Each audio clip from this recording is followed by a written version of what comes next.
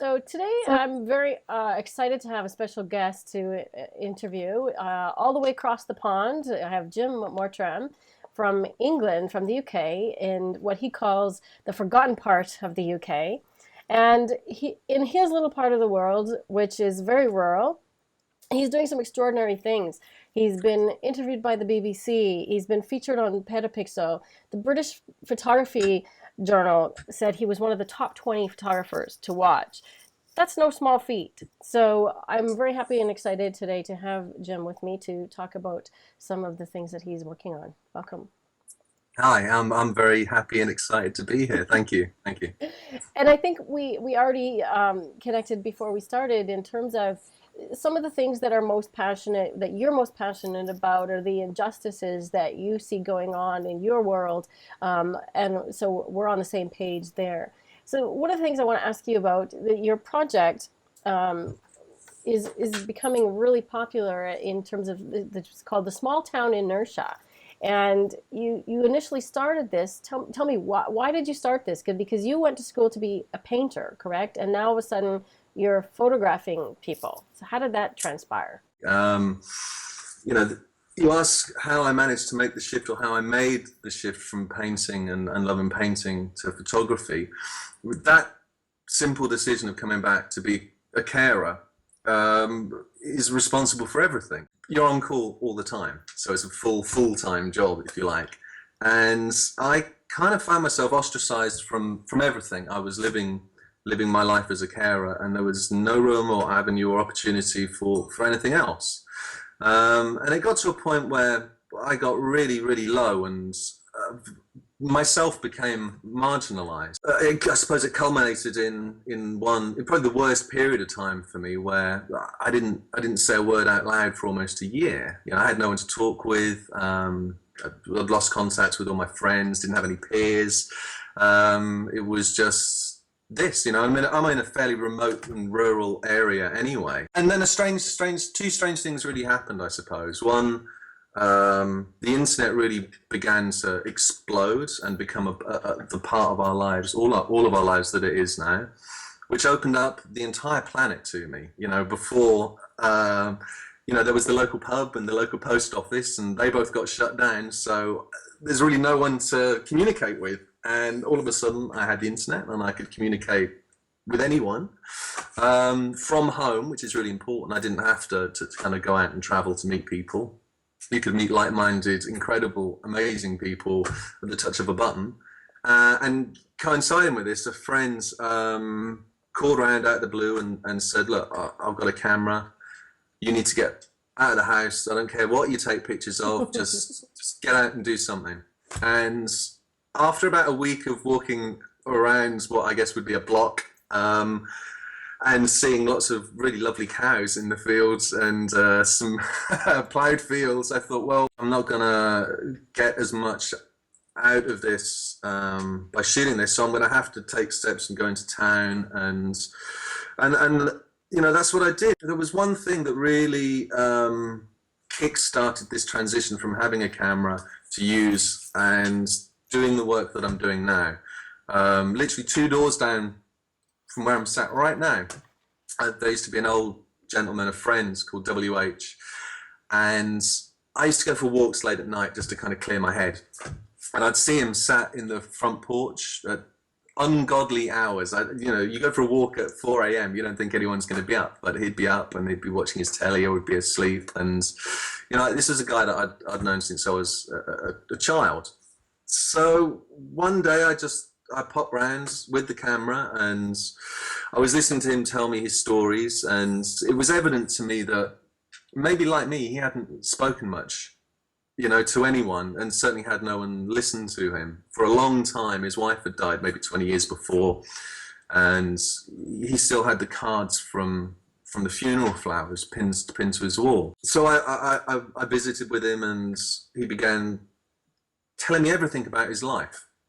And I was just happy to be there and happy to be listening. And, I had this camera. I didn't really know how to use it.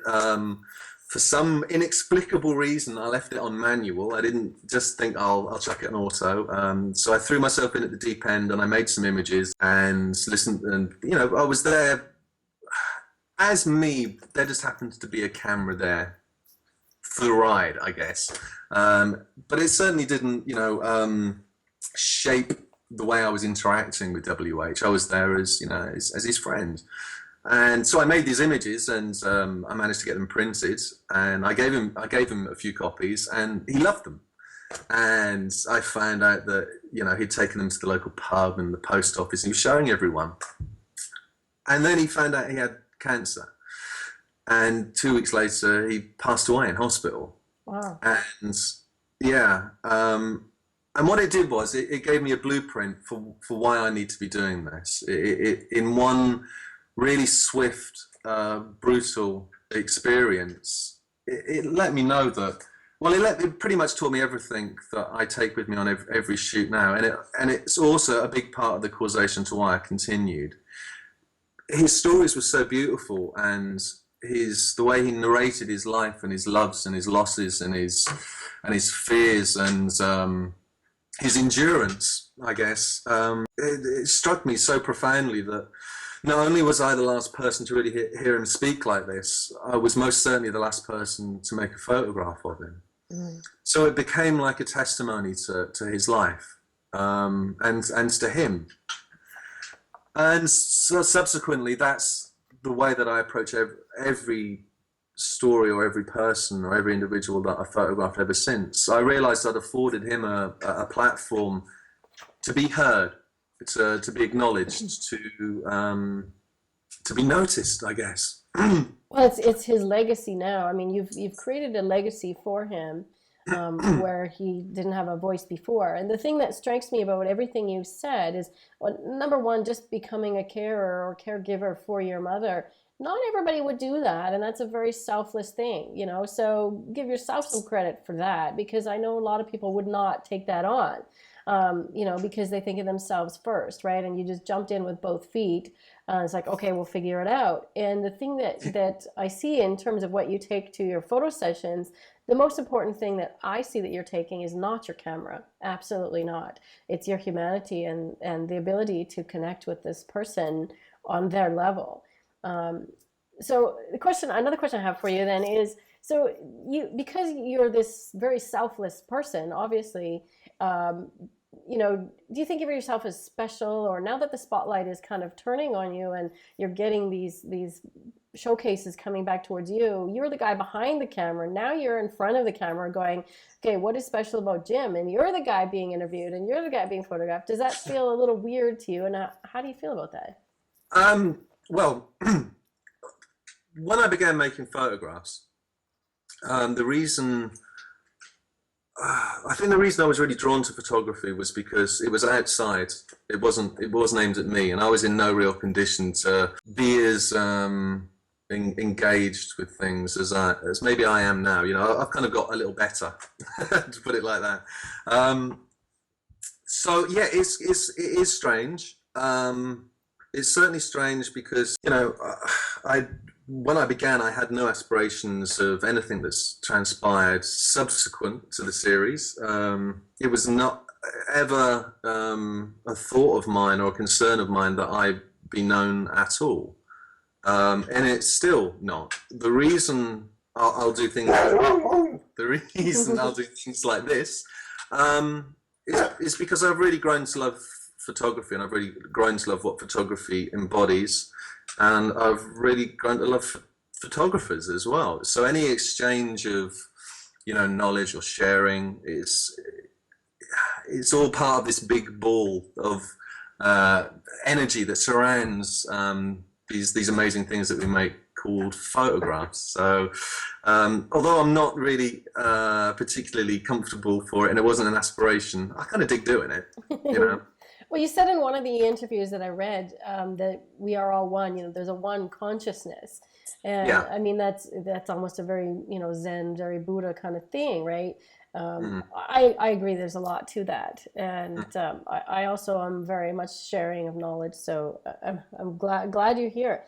Thank So you. something else I read is that you don't consider yourself an artist. Okay, a lot of Yeah, photographers consider themselves artists. So I'm yeah. curious, what title would you give yourself? I'll give you maybe some examples. So you tell me Okay. what title fits best for you. Would it be journalist, documentarian, humanitarian, Hmm. storyteller, something else? Uh, they're all really admirable things to aspire to be, and to be honestly, I simply see myself as a conduit. It's a link in a chain. Okay, so there's a person that might approach me and they want to explain or share something about their life. I'm the link in the chain between that person and an audience, I suppose. It's as simple as that. That's the only thing. If I was to label myself, I'm just a conduit. It's just it's like a long chain of people linking hands. Okay, and if you pass a message from that end and you make sure you repeat it, Correctly. word for word, you can get it down the line, and that's what I would see my role as. I'm a facilitator to give other fellow human beings a platform to get their point of view across. So, a lot of people define their success by financial means or things. Yes. What for you? What does success mean? Do you feel like you are successful? Is your project successful? How will you know when you've reached success? It doesn't enter my mind at all. The only aspects that I could apply the word success to would be if I feel I've made a good job of sharing the story. If I've made images that support the testimony, then I've done a good job. Anything else, it's nothing to do with it. It's not a part of my life. Um, it's not something that I think about at all. It's because I don't think about this in terms of what I can get out of it. I really don't. I don't try and get better at any separate discipline to try and be, to have my profile raised. I just Right. want to be as good as I can to serve the story. That's what it's all about for me, Would you you say know. that the people you're photographing, if they are happy with the images and the story, that is a success? In part, I have a long process of, say I meet someone, either I'll find them or they'll find me, which has kind of happened in a very organic way. I found myself part of a community now, whereas I was on the periphery. I'm now within a community, so people know who I am, and they will seek me out and say, I know Bill, and he wants to talk to you about this, or um, and I have a long explanation before I'll begin a project, and part of that is that it has to be about mutual trust. They've got to trust me to not, seek images that would paint them in anything else other than the reality that they're within, and I trust them to be straight with me. Okay, so part of that is I'm the editor, so someone can like a picture. If I don't like it personally, I wouldn't include it in a story. I have to be able to trust my own judgment and have someone trust in my judgment. Um, Saying that, I've never had anyone not like a picture that I've used. So I'm not shooting to. I mean, it's an interesting question. Do you shoot for yourself? Do you shoot to please other people? Do you shoot to please an audience? I think ultimately for me, it's just all instinctive. When you're making an image, and I'm one of these people that really stands by you make an image, you don't take one. Um, so when I'm making images, it's really instinctive, and I guess that instinct is built up from a life of experience and information. Probably my visual keys come far more from cinema and literature and painting than they ever have done from photography, which is a good thing. I know plenty of photographers that want to be Terry Richardson. They've got to be David Bailey, or I never had that kind of relationship with photography. Well, I know, I mean, having your background in fine art, you've got background obviously in things like, composition and color and light and things like that. And I'm sure that plays into it. But I think that what you're saying, you know, the instinctual and the guttural thing is something that we have to just experience and grow as photographers, right? Would you agree? Absolutely, yeah. I think that we often forget how much we know. You know, if I mean, if you were to sit down and write down a list of all the films that you'd watched or all of the books that you'd read, all of this information is kind of in there. You just got to let it come out. I don't necessarily think it's something that you can teach in 5 easy steps. There's no hard and fast rules. It's all about us kind of filling ourselves with information and then slowly kind of distilling it and letting it come out through us. You know, a camera essentially is a really expensive paperweight. You know, it only comes to life when we pick it up and we point it or present it to what our eyes are seeing. So the personality that we take to a camera is a really big thing. I think that the type of person you are does show in the resulting images, and this goes back to caring. But when I began caring, I was still young enough to be kind of full of confidence and full of ego and full of, well, we're going to do it this way and everything's going to be cool. And what caring taught me was to shut up and listen really quickly. It's not about trying to govern an ungovernable situation. It's about listening to the person that's affected by it and how can you best serve them. And I think that that's probably the biggest thing that I've taken from my life experience to photography, because I probably spend more time listening than I do making images. And that's great advice. I mean, because your images are not about technical ability. I mean, they are technically perfectly sound, but they're not about the technical ability, and that's not what makes them great images. It's the heart and soul of the person. It's the heart and soul of the person. Pause for 1 second. Sorry. Life happens. The phone rings. The dog barks. You know, that's what happens. So my question for you was going to be, a lot of people get started in photography and they Yeah. think, you know, I need the latest, greatest camera and I got to have a new lens and I got to have a better, you know, full frame camera body or this or that Yeah. gadget. And then I'm going to be a better photographer. When I get those things, I'll be able to be a better photographer. And based on, you know, where you started with, you Yeah. know, some camera that somebody lent you, obviously that's not the case. So what advice would you have for somebody that feels they're in that situation and they're just starting out and, you know, they have a crappy camera? I would say everyone, by law, when they begin photography, should be forced to have a crappy camera. Awesome. If you can learn to make good images with a crappy camera, when you get a great camera, it's only gonna, you know, I'm not one of these people that says that it's not about, that the good equipment is a myth. I was out tonight and I was shooting for the first time with an amazing lens. I've never had that experience before.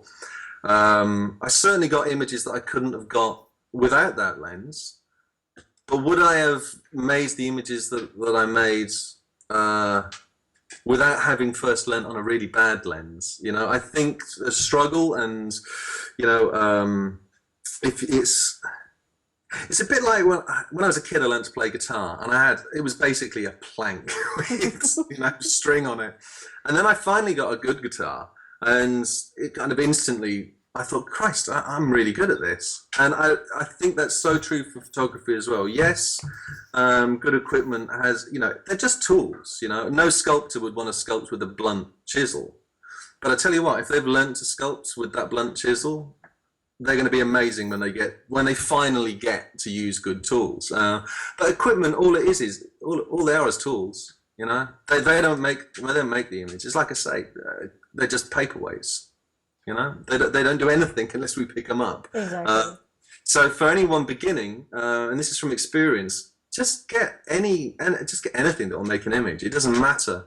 It doesn't have to be the best equipment. If anything, I'd say get a really bad camera and learn to get the best out of it, and then slowly evolve upwards. If you go straight out and buy, you know, $4,000 worth of camera equipment, it's not going to give you the key. You know. That's not where that comes from, at all. So I think also part of the spirit of your images is the connection that you have with them on a deeper level, right? And the time that you spend with them. So you're not going to get that just by walking into somebody's home and 5 minutes later start taking photos without actually having a conversation with them. I mean, I was a portrait photographer. I still am. I do portraits and things, and I always do a consultation, even if I'm just doing a standard portrait, because I want to know who they are as people. What makes them laugh, what makes them cry, what are they afraid to look fat in their pictures, whatever it is that they want.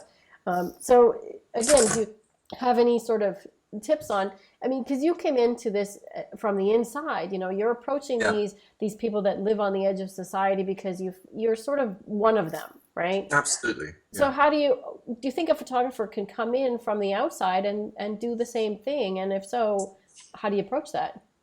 I suppose the way that I'd have to think about that would be to invert it. And what would it be like for me to go and photograph somebody that had loads of money? Would I approach the making of those images any different? No, because whenever I go on a shoot, I'm me. There just happens to be a camera there. I wear glasses, but does that change who I am? No. The camera's there, but it doesn't change me as a person. I think what you have to remember is you don't have to act or behave in any different fashion because you've got a camera with you. It doesn't suddenly give you rights that you didn't have, and it doesn't give you scope to behave in a different fashion. It doesn't. It's not a gun, okay? So it's not a power play. You're not the one in charge just because you've got this camera. For me, it's just there. It's part of it, and that's explained and known, and with the people that I'll be photographing, and pretty quickly it suddenly doesn't exist. Not only to the people I'm photographing, I want to forget it's there as well. And the only way I can explain how to make a connection or make a bond with someone is, well, just ask yourself, how do you do it in life? Just because there's a camera there, it's not life. There's no special rules. If you want to ingratiate yourself to someone, be nice, be attentive, give a damn, listen, right? I always say that I talk more than I shoot and I listen more than I talk. I think that's the only way that I can, succinctly explain that. I make these images and I make these stories for a number of reasons. Part of the part of that causation will be, I'm really interested in what people have to say. I'm really interested in how people are coping and managing and enduring and existing and living, and I'm interested in people's hopes and dreams. And if I walk into a room and I don't talk to someone and listen to them and I point a camera at them, all I'm ever going to get, or all anyone is ever going to get, and I see a lot of it, is a picture of someone looking at a camera. That's probably the most least interesting thing in photography for me. An image of somebody looking at another human being pointing a camera in their face. There's nothing, you can always see it as well. So yeah, for sure. And you can't fake that interest. You can't fake caring about somebody. They will pick up on that in a second. I mean, you'll know if somebody's faking you, if they're trying, they're blowing sunshine. Yeah, that's not something I would say is a photographic skill. That's something that's a human skill. And you can always, you might not be the sort of person that gives a damn about anyone else. You might be a sociopath, but you can change. You can say, I want to be more like this, and before long, who you are catches up to this ideal of the self further on down the line. So, yeah, I think there could be nothing worse than. It's funny. I was asked today actually to answer a few questions about my stance on photographers that pay people to shoot documentary stories, and that's probably the one thing that I think is the most obscene scenario I can think of. The idea that if you've got enough money that you can walk up to someone, pay them $50, take a picture, and split. I can't think of anything worse than that. This idea of circumnavigating the natural evolution of trust, of friendship, of relationships. These things are all key in photography. To the extent that, maybe 50% of the time I go out, I might not even take a camera. I might just check in just to see how someone's doing. And that speaks volumes to them, right? In terms of that trust. Like you're not self-professed as an artist, or the term success is, something that you don't really want to express in terms of yourself. Today, I think it was actually this week, they introduced the World Press Mm, award winners. So mm. how would you feel if suddenly your name was on that list, or, dare we throw out, words like Pulitzer or something like that? What if one day your name is on there? I don't think it would change anything. I'm talking to you from a shed in the bottom of my parents' garden. So the world press, it's it's a completely different reality, and it's one that I don't have any aspirations to. You know, um, I suppose it's the difference between you pick photography as a career, or you pick it as a job, or you pick it because it's an extension of who you are. And I'm not saying that makes me better than anyone else. I don't think that at all. This is just what I'm doing with my life. If you're going to really understand someone, you can't do it in 20 minutes. You can't just turn up, take a couple of shots. How do you feel today? And split. So pretty much everyone that I've ever made an image of or done a story with, I talk to and speak with, if not daily, every week, and hopefully I can get the time to get out and I can shoot them once a month. Um, that's such a wild scenario. Certainly something I've never thought about, and never will, because I think if you start thinking about things like that, ultimately at some point it's going to change the relationship you have with what it is that you do. Mm. And I really love the relationship that I have with what I do, because it's right here, right now.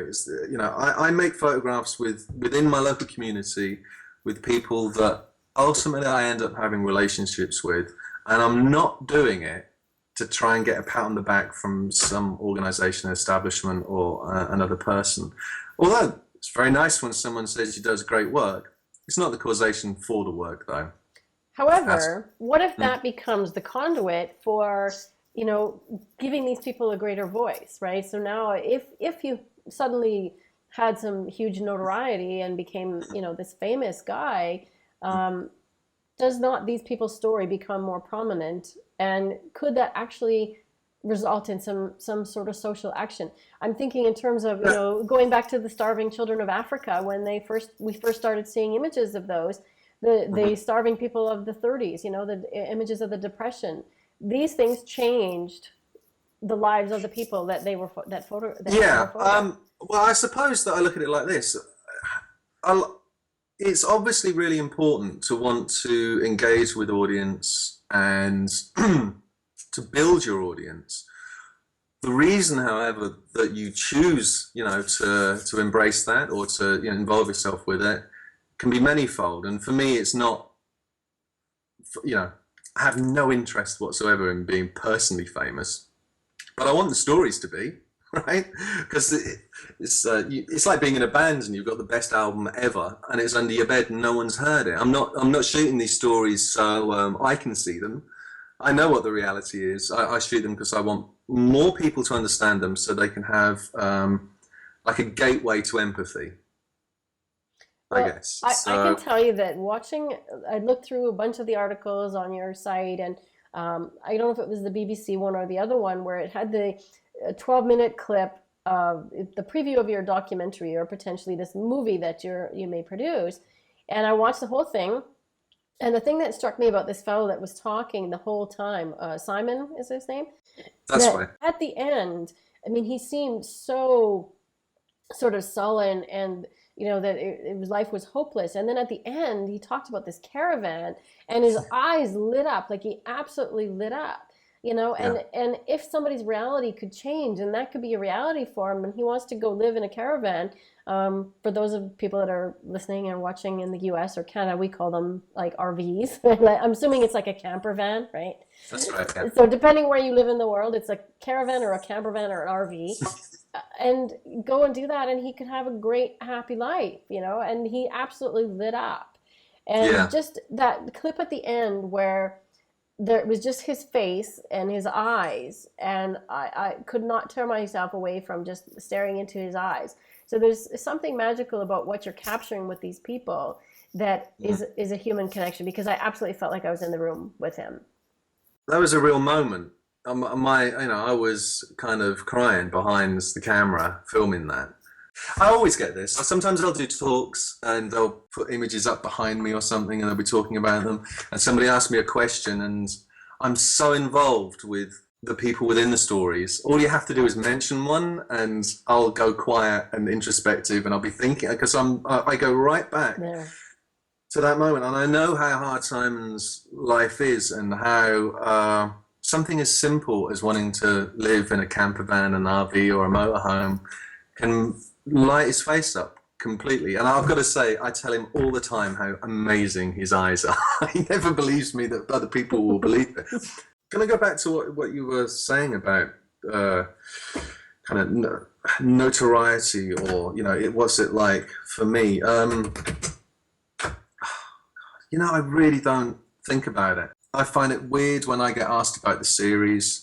I find it weird that anyone's interested in me whatsoever. And I find it weird because it's so far removed from why I make images, photography is so different to so many other art forms or communication devices. If you're in a band, you kind of probably want to be a little bit famous, don't you? You want to be on the TV or...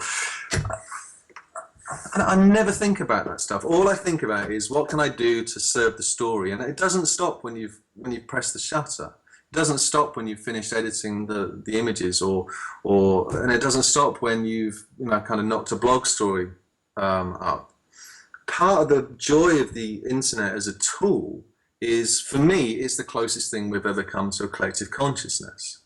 Now, were I putting work out purely to get likes on Facebook, right?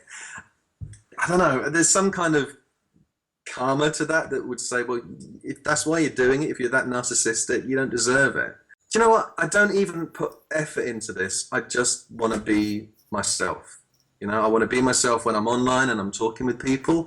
I want to be myself when I'm making images, and I want to be myself within my kind of purpose as conduit. Would you say that that's a good piece of advice for beginners as well? I mean, besides, okay, go get a crappy camera and learn how to use it, but just being yourself.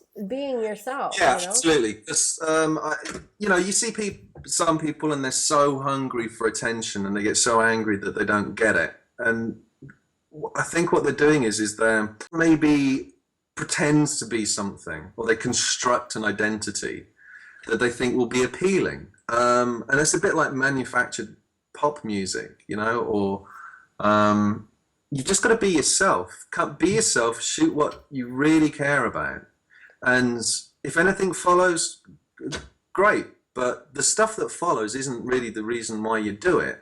You've got to do it for why you're doing it. There's no, social media is great. Okay. And like the camera, you've got to have great be really responsible with yourself, and you've got to be it sounds so stupid saying, look, all you've got to do is be honest, right? You shouldn't have to say that that's the way that we should be anyway. Just be honest, shoot what you love, shoot themes or people that you genuinely have an affinity with. Like, I get asked quite a lot, do you go out of your way to shoot a certain type of person, or a person that looks a certain type of way? And no, it couldn't be farther from the truth. I've never singled anyone out for any of those reasons. Things of like life, one day you'll find yourself at a bus stop and you'll suddenly be talking to the most amazingly interesting person. That's how I meet people to shoot. I don't mean literally, I stalk bus stops for interesting people. But, photography is life. And all photography is, for me at least, it's life as I go through it, and there just happens to be a camera there. I think maybe that's why people don't get scared of the camera, because I'm just myself. I don't kind of create a persona to shoot within. Mm-hmm. You know, I'm not. I think there's an element of vulnerability on your part, but also on their part for, I mean, they're opening up their entire story to you and Yeah, unfolding it in front of the camera. But I think yeah, by the and how you can respect them is doing the same, you know, being honest, like you said, being truthful in the situation and being slightly vulnerable yourself. absolutely. Yeah, absolutely. You know, there isn't a kind of like a separate rule book, a guidebook. You know, this is the type of human being you have to be to facilitate photo opportunities. You just got to be who you are, you know, and if you don't have the characteristics to facilitate shooting, either change or go and be a plumber because you can't fake it.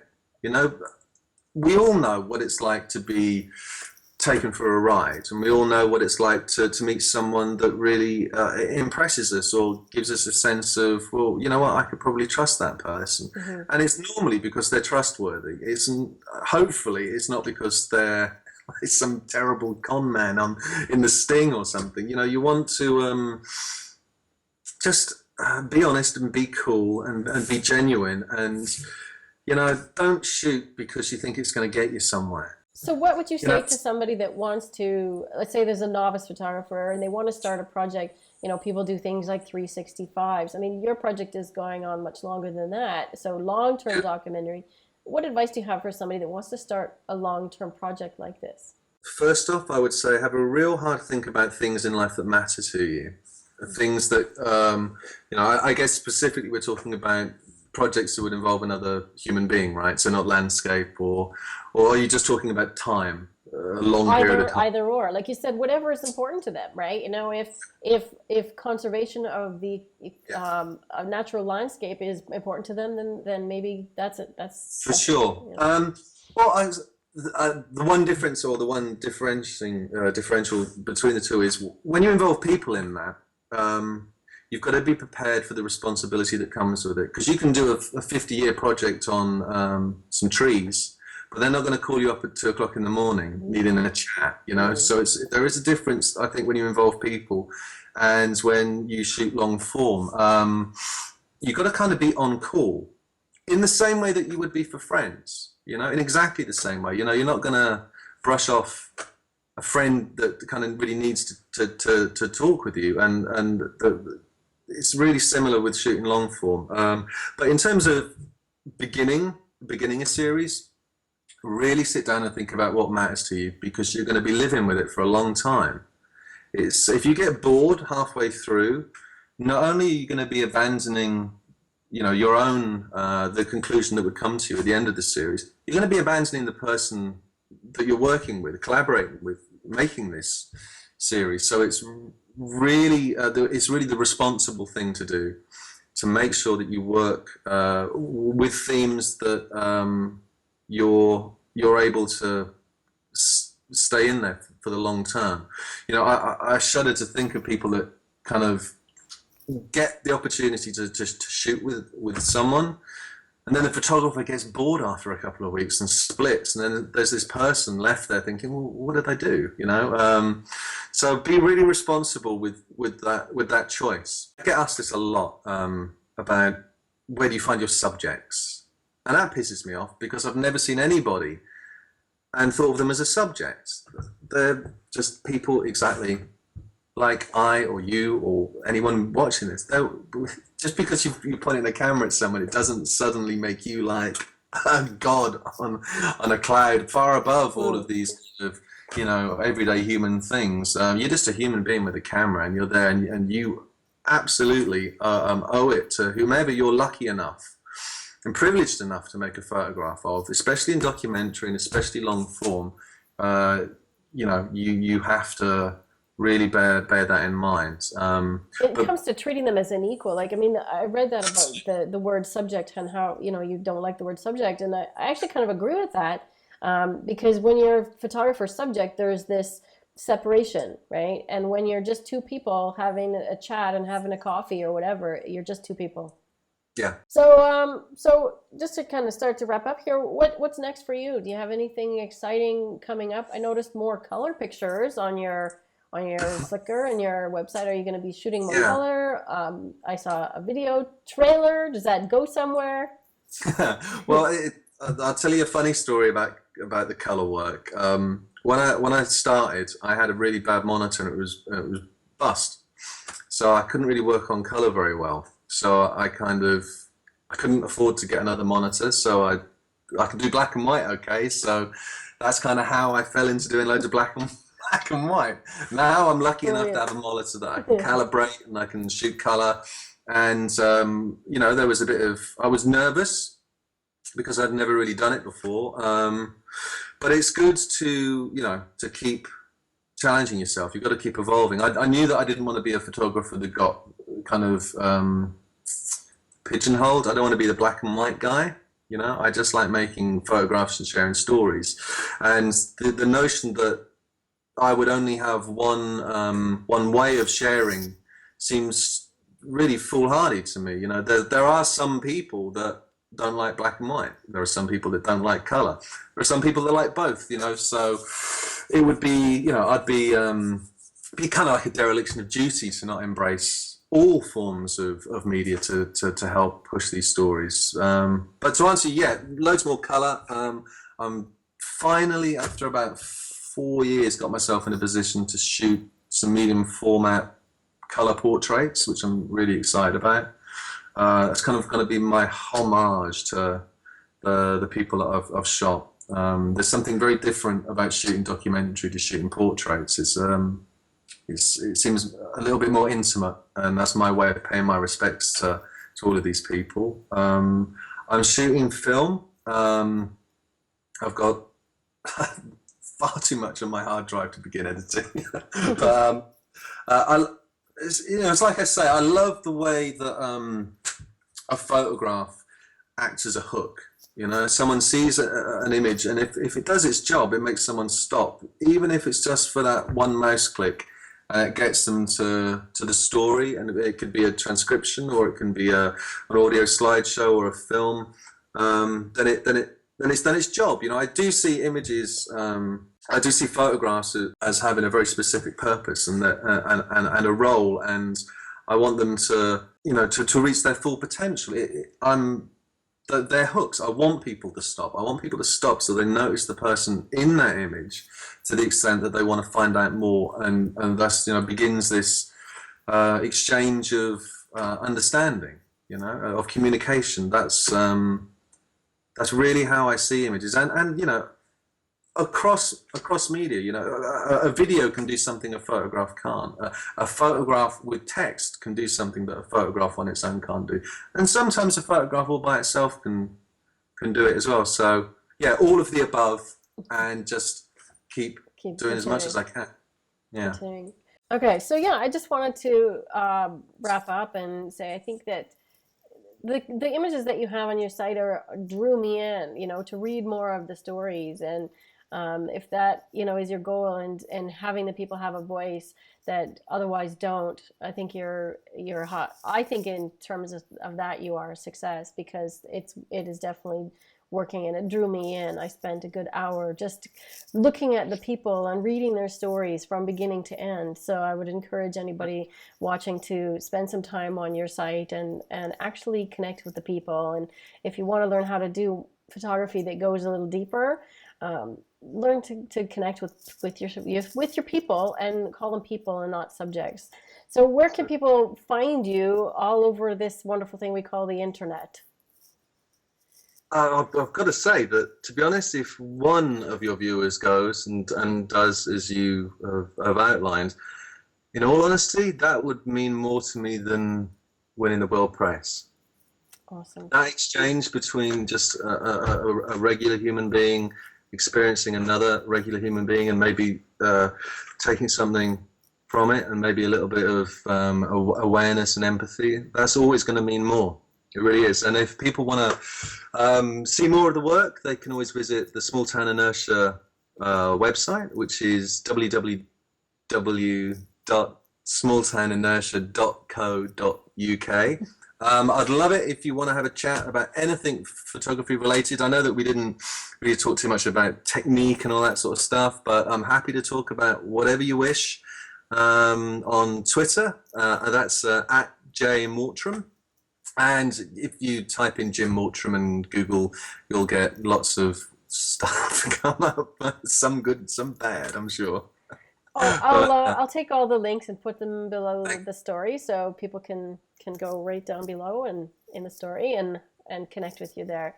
yeah, So brilliant, brilliant. thanks. This has been a really great chat. I personally have enjoyed it, and I hope that the listeners got a lot out of it in terms of, I wanted to stay away from the technical because for me Yeah, that's not what your image is about. And as a me too. photography teacher, that's something that, I try to help people attain, but Yeah, like you said, it's something that you can't always teach, and it's a little bit intangible, and you just have to get out there and experience. So thank you for yeah. sharing your experience and your stories. Thank you. Thank you very much.